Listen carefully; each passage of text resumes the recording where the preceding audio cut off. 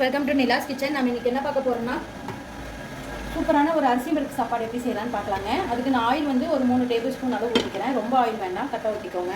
நல்லா காயிட்டோம். ஆயில் நல்லா காஞ்சிருச்சு. இந்த ஸ்டேஜில் கடுகு 1 ஸ்பூன், சின்ன ஸ்பூன், நான் சொல்கிறது எல்லாமே அஞ்சலி பெட்டி ஸ்பூனு, சீரகம் 1/4 ஸ்பூன், ஒரு பட்டை ஒரு 2ங்க, கிராம்பு 2 எடுத்துருக்கேன், அதையும் போட்டுக்கோங்க.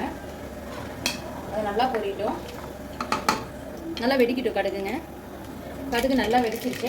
இப்போ நான் ஒரு சின்ன வெங்காயம் ஒரு 10, பூண்டு ஒரு கட்டி, வரமிளகாய் 3, பச்சை மிளகாய் 2 கீழே எடுத்துருக்கேன், போட்டுக்கோங்க. போட்டு இதிலே நல்லா வதக்கலாம். இது நல்லா வதங்கட்டுங்க. இந்த அளவுக்கு நல்லா வதங்கணும். வதங்கினோடனே மஞ்சத்தூள் அஞ்சலி பெட்டி ஸ்பூனில் 1/4 ஸ்பூன் போட்டுக்கிறேன்.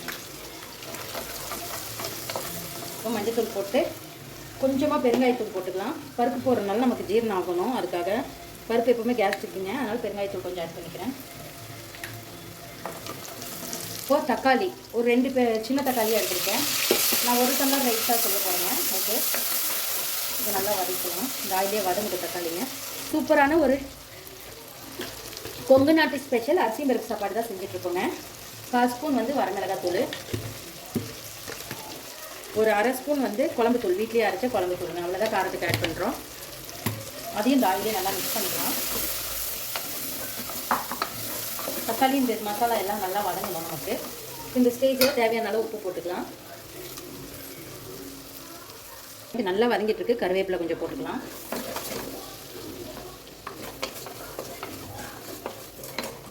பாருங்க, தக்காளி எல்லாம் நல்லா குழஞ்சிருச்சு. இந்த அளவுக்கு நல்லா வதக்கணும். நல்லா குழச்சி விட்டுக்கோங்க தக்காளியை.